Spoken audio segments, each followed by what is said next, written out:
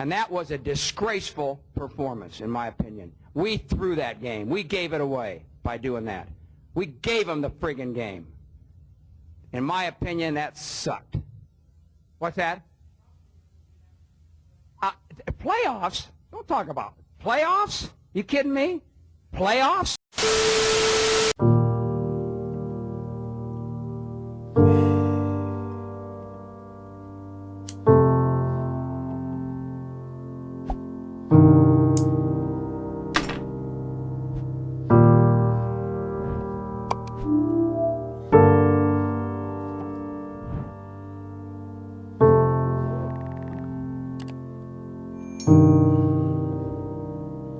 So the fan,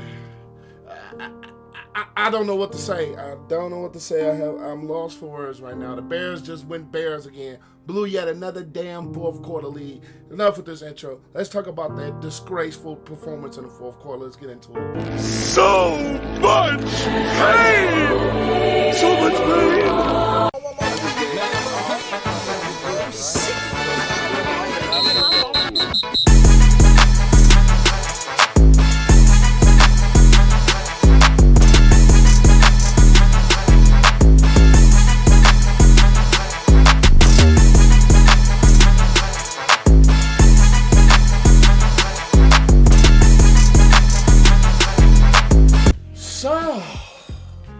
The Bears went Bears again. Blew yet another fourth quarter lead. That is blasphemous. Yet another one. And with this one, I can't even put it on the damn defense. I can't do it. They were on the field way too long. You know why? Because the Bears went 3 and out 8 damn times. 8. Dinkelberg. Defense gets 3 interceptions, 4 sacks, a pick 6, 14 points off of those turnovers. The Bears turned the ball over in the first half. You know there was an interception at the end of the game, so was it really any turnovers? And you still lose the damn game. That is blasphemous. You still lose the game. How? You know what? Actually, I'm going to let loose. You want to know how you lose this damn game? The offense was putrid again. Dinkelberg. Offense, putrid. Scheme, putrid. Play calling, putrid. Offensive line protection, putrid. Concept, putrid. Dinkelberg. And he took them 7 tries off of the Eddie Jackson pick just to get the damn touchdown. And it took an amazing play from Justin Fields just to get a touchdown there. You know why? Because the first play, why in the hell would you run shotgun run 1st and goal from the 2? That is blasphemous. I'm so sick of this shotgun run in late game, or not necessarily late game, or short yardage situations. Luke Getsy continues to run the damn ball out of shotgun. That is blasphemous. You had 3 straight Browns penalties. We have a false start on a tush-push type of play. This offense is just putrid. And once again, I cannot say it's all Fields like most Bear fans. I've been seeing it. Yes, Fields didn't play the greatest of games. Yes, he missed some high throws. But at the end of the day, the protection concepts were ass. That is blasphemous. How many times did we hear today Fields hit right before the throw, hit right during the throw, hit as he throws? How many times did we hear that today? Come on, man. I mean, Jesus. I did say that Myles Garrett was one of those players that is typically, he's a game changer. He's a game wrecker. He can do that. But the concepts that Jim Schwartz and this Browns defense presented, the Bears just didn't know what to do. How many times you seen 3rd and 15, especially in the fourth quarter, you have a concept for a damn screen? That is blasphemous. I am one that understands calling screens. We didn't see them for the most part of this ball game until late 3rd down and long situations where most teams know a damn screen is coming. That is blasphemous. For the life of me, This is this is Matt Nagy 2.0 with Luke Getsy. Dinkelberg. Jesus Christ. I mean, the Browns defense is one of the top defenses in the NFL. So I knew it was going to be a little tough sledding running the football, but they had better success in the second half. And they didn't stick to it. Dinkelberg. For the life of me, I thought we would have seen just a tad bit more of design runs for Fields, especially in the conditions. Didn't see him.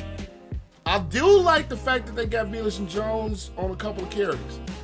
But they kept calling the same sweeps, no matter who the player was, whether it was Mooney, whether it was Tyler Scott, whoever it was, they just kept doing the dumbass sweep motion consistently, like the Browns aren't gonna adjust to it. Dinkelberg. This offensive play calling, this offensive scheme, the way that Luke Getsy sets up this offense, you can't trust it. And I knew in the fourth quarter, tight game, close situations, it's a done deal.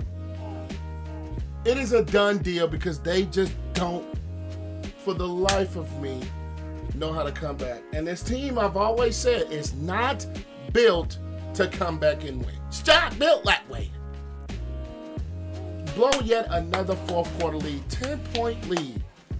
Defense is on the field way too much because the offense just cannot consistently contain and sustain drives.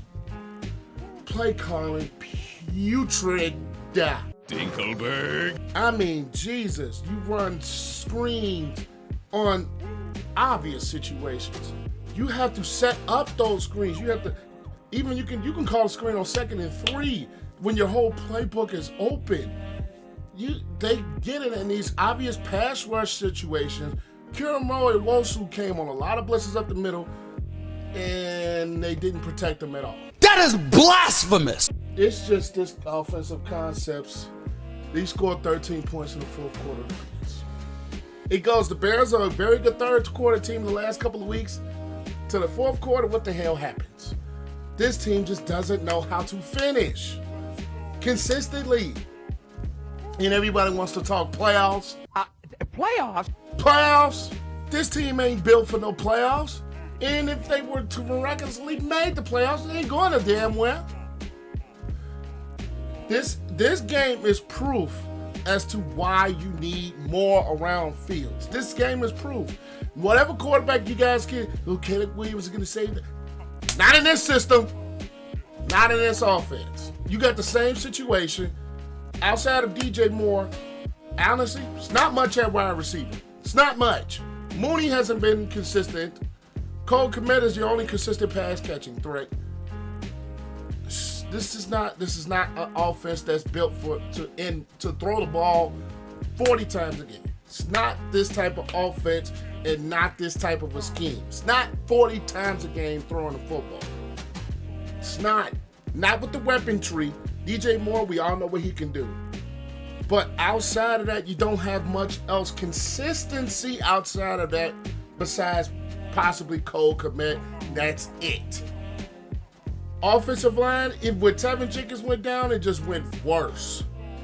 It got worse. Cody Whitehair, I've seen a couple of plays. He looked clueless. Dinkelberg. And on that fourth down situation where Fields got tripped up and he basically was like this close. This is a part of the game why wide receiver blocking is so crucial. If Darnell Mooney even gets a bigger of a piece on that block, Bears get the first down. That is the proof why wide receiver blocking is crucial.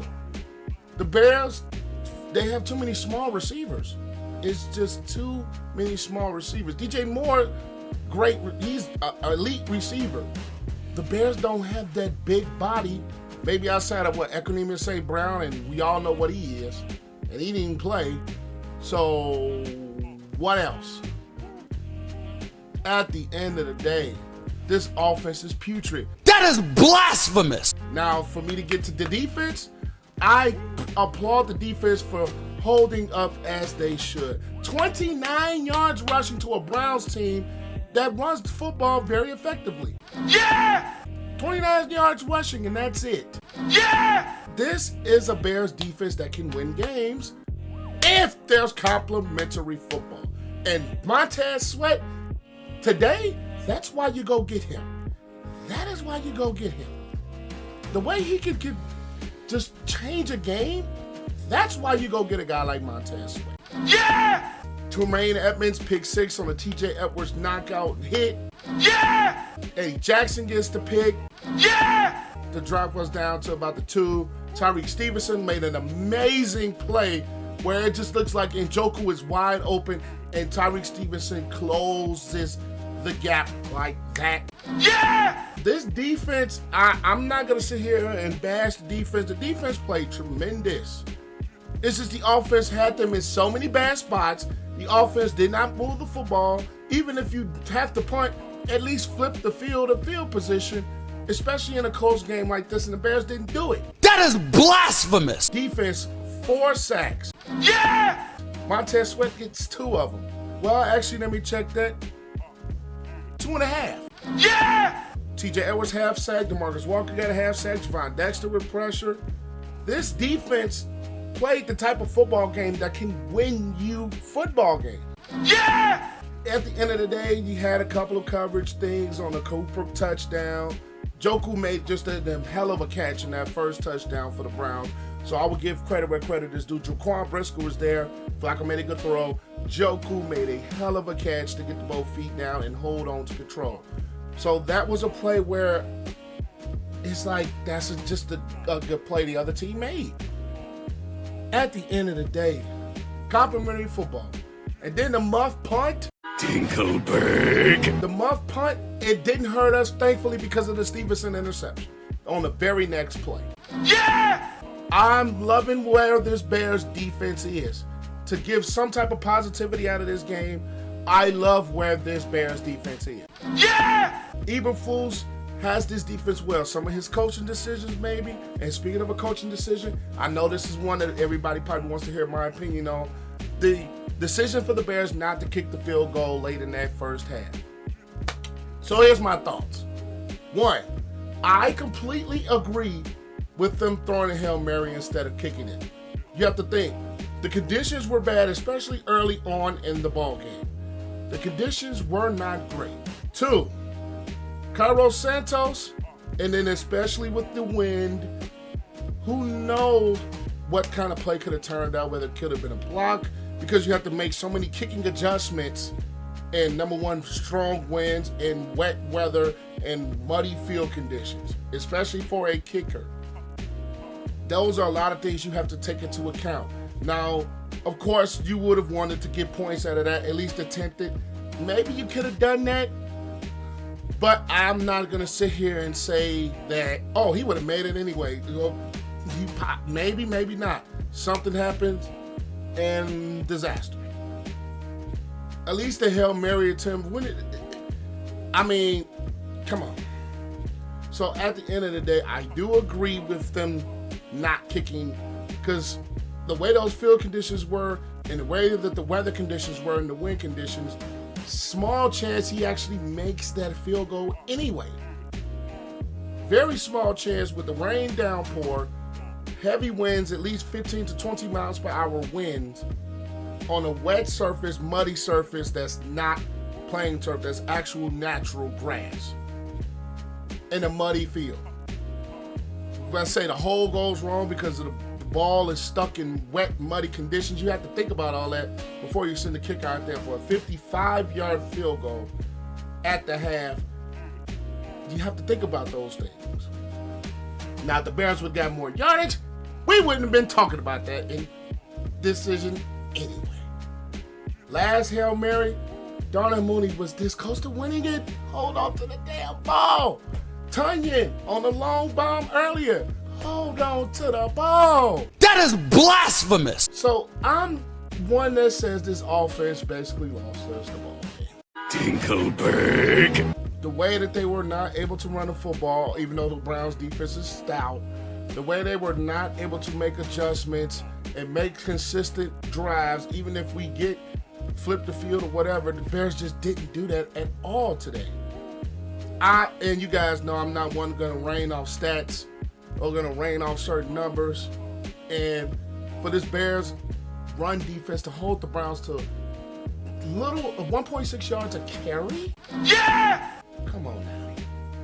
Even though they gave up 374 passing, but it's just crazy how much bad field position that this defense was put in because the offense sucked. Complimentary football. Complimentary football, the Bears don't do it. My last thing is fire Luke Getsy. Yeah!